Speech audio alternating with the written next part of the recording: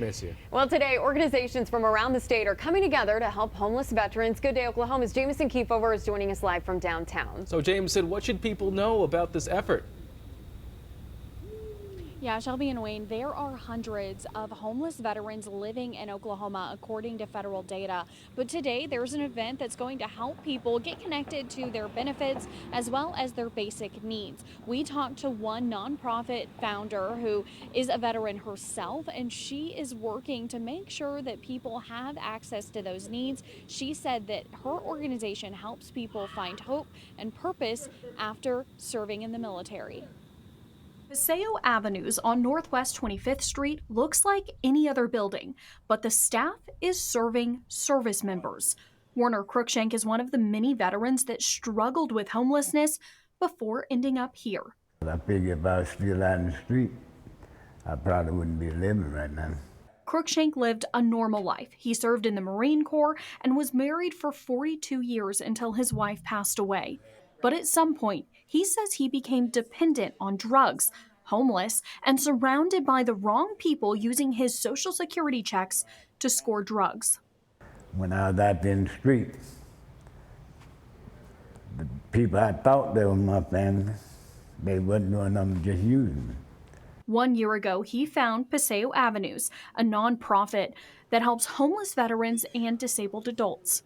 This is a vulnerable population. There is a need. Kimala Hubbard started Paseo Avenues 3 years ago and says the nonprofit has already helped close to 500 people.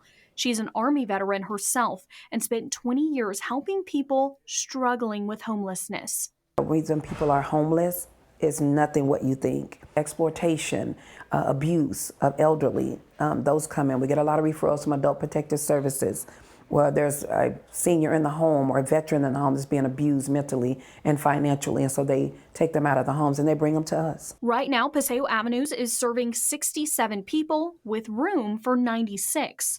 A lot of them come from off the streets. They don't have anything, not even a toothbrush. Hubbard says it costs $650 a month for each person to get 3 meals a day, hygiene care, and case management services, like connecting them with Social Security and military benefits. Commander Musgrove at the VFW has been very instrumental in helping them with their benefits. Partnerships like the one with the VFW are crucial in helping people find Paseo Avenues. This past month, the nonprofit received its first federal grant, but Hubbard says they still rely on donations to help people like Cruikshank. Just providing hope and a purpose. And once you give a person a purpose in life, they thrive. You know, when I was doing them drugs and things, my mind was,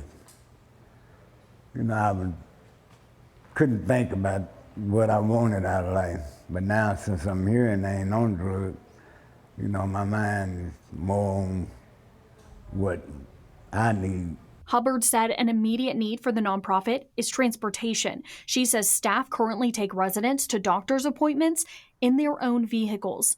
But she says anything to help the veterans staying here makes a difference. So the Sooner Stand Down started just a few minutes ago. It goes on until 3 o'clock this afternoon. Hubbard's organization is there as well as many others. We are going to have a closer look at that event that's at the Homeless Alliance. It's out on 4th Street in downtown Oklahoma City. We will be there later on this morning telling you more about those resources and ways people can get connected. Reporting live for Good Day Oklahoma, I'm Jamison Keefover.